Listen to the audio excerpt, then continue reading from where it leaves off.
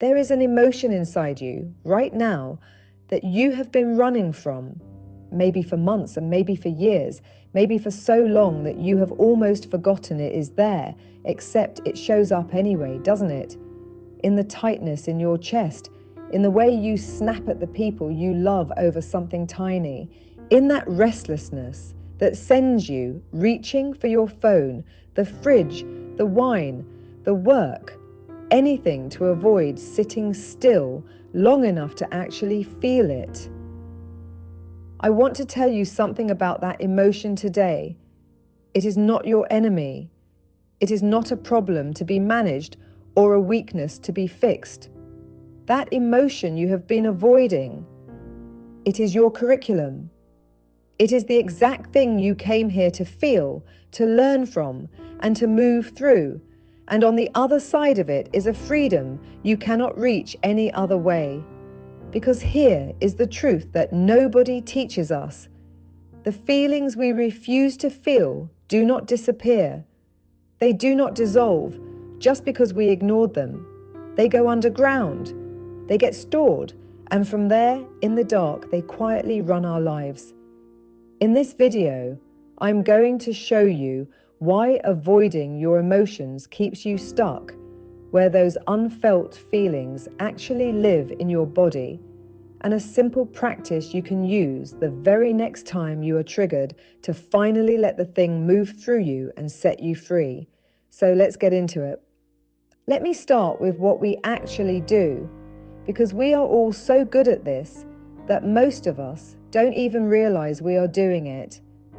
When an uncomfortable emotion rises, grief, fear, anger, shame, loneliness, almost nobody just feels it.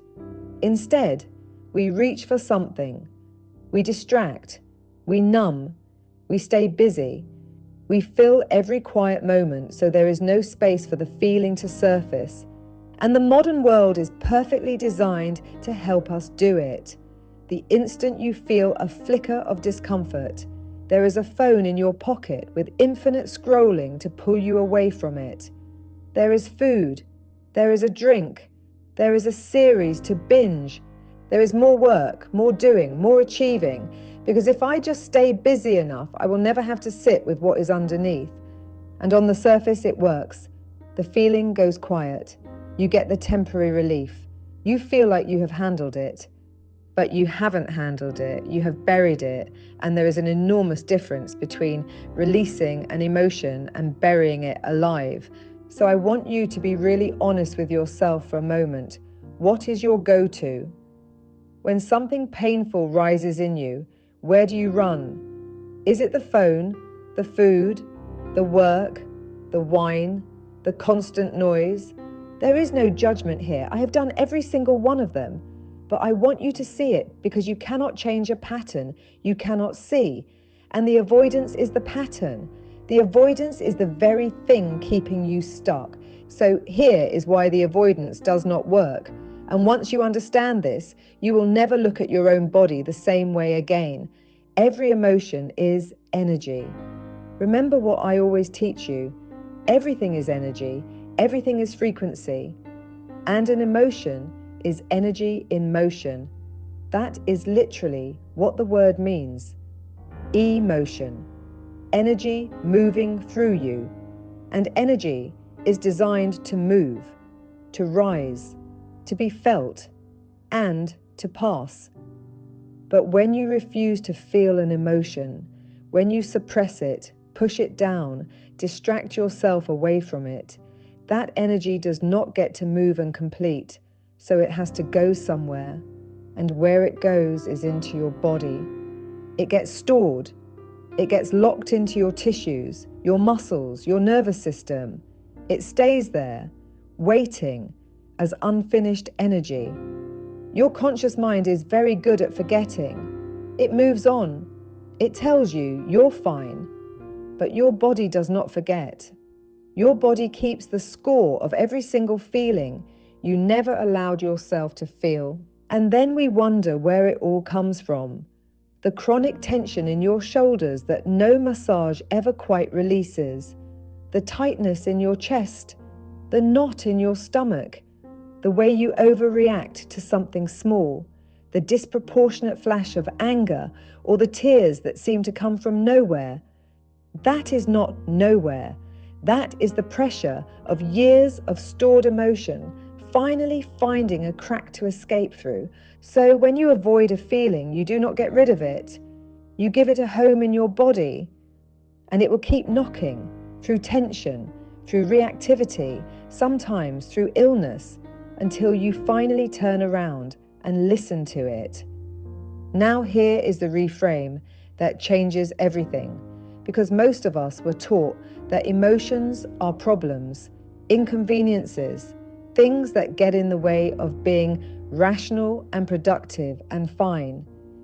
But your emotions are not random. They are not malfunctions. They are information. They are one of the most intelligent guidance systems you have. Every emotion is a messenger.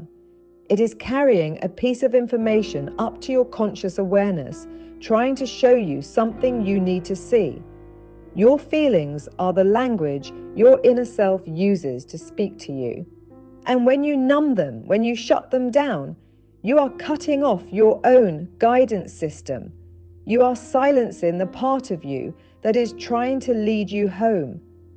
This is especially true of your triggers, and I want you to hear this because it will transform how you experience the hard moments.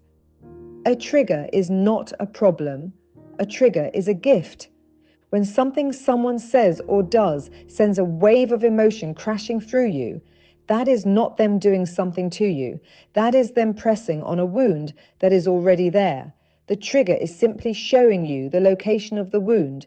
So every trigger is pointing at something, a belief that still needs updating, a pattern that still needs releasing, a wound that still needs your attention and your love. The emotion is not the enemy. It is the messenger telling you exactly where the healing is needed next. And when you start to relate to your emotions this way, not as enemies to be defeated, but as messengers to be heard, everything softens. Because now, the painful feeling is not a threat. It is an invitation. It is your inner self saying, look here, this is ready to heal. So let me show you something I teach in my work, because once you know it, you can begin to read your own body like a map. Different emotions tend to get stored in different places in the body. Your body has been speaking to you your whole life. You just may not have known the language. So let me give you a little of the vocabulary. The jaw. So many of us hold our jaw tight and clenched, especially at night. The jaw is so often where we store control.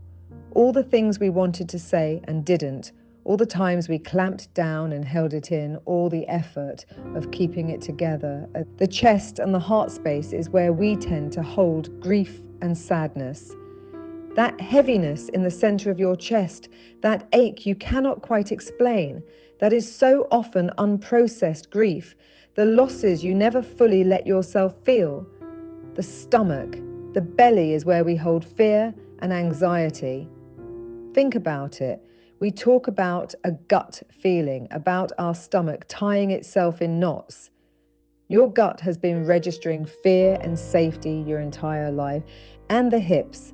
The hips are one of the great storehouses of the body, where we hold stored stress and old trauma, the things from long ago that we never had the safety to release. Now, I'm not telling you this so you can diagnose yourself or label every ache. I am telling you so that you can start to listen. The next time you notice tension somewhere, a tight jaw, a heavy chest, a knotted stomach, instead of ignoring it or pushing through, pause, place your hand there and ask gently, what are you holding for me? What have I not let myself feel? Your body has been carrying these things for you, faithfully, for years, waiting for the day you would finally be willing to feel them, so it could finally put them down. So let me give you the practice, something you can actually do the very next time a wave of emotion rises in you.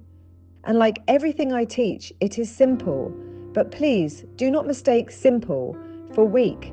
This is one of the most powerful things you will ever do for yourself. It is the hand on heart reset. Here is how it works. The next time you feel triggered, the moment the anger flares or the anxiety rises or the wave of sadness hits, I want you to do the opposite of what you have always done. Instead of running, instead of reaching for the distraction, you are going to turn towards it. Place one hand on the center of your chest, on your heart. Feel the warmth of your own hand there. And then breathe, slow it right down. Breathe in gently through your nose and let the exhale be long and slow. For 30 seconds, that is all you do. Hand on heart, slow breathing. And here is the most important part. You are not trying to fix the feeling. You are not trying to make it go away. You are not analyzing it or talking yourself out of it. You are simply allowing it to be there. You are letting the energy move. You are saying to that emotion, for perhaps the first time in your life, you are allowed to be here. I am not going to run from you anymore. Because what you are really doing in that moment is sending a signal to your nervous system. The hand on the heart, the slow breath, it tells your body, I am safe. And your nervous system, which had braced itself for threat, begins to soften. The fight or flight settles. And in that state of safety, the emotion is finally able to do what it always wanted to do. Move through you and release. You feel it, so you can free it. That is the whole secret. The only way out of an emotion is through it. And 30 seconds, hand on heart, breathing slowly, allowing, that is how you finally let it through. So here is what I want to leave you with today. We have been sold a lie about peace. We have been taught that peace means feeling calm all the time. No anger, no sadness, no fear, a flat, untouched, permanently serene state. And so every time a big emotion rises, we think we are failing at peace. We think something has gone wrong, but that is not peace. That is suppression wearing a costume. Real peace is not the absence of emotion. Real peace is the ability to stay present within it. It is being able to feel the wave of grief or fear or anger move through you. Without running, without numbing, without falling apart. And to stay there with your hand on your heart, knowing that you are safe, knowing that it will pass. That is mastery, not a life with no storms, the ability to stand rooted and steady in the middle of one. So I want you to stop running from the emotion you have been avoiding. Turn around and face it.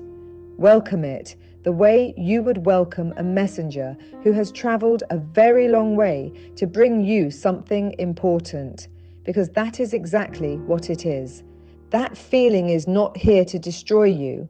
It is here to free you. It always was. You just have to be willing, finally, to feel it. And the answer, as always, is you. If this landed for you today, here is what I want you to do. The next time you feel that wave rise, do not reach for the distraction. Place your hand on your heart, breathe, and let it move, just once, and notice what happens when you stop running. If you are new here, subscribe and stay with me. We go deep on this channel.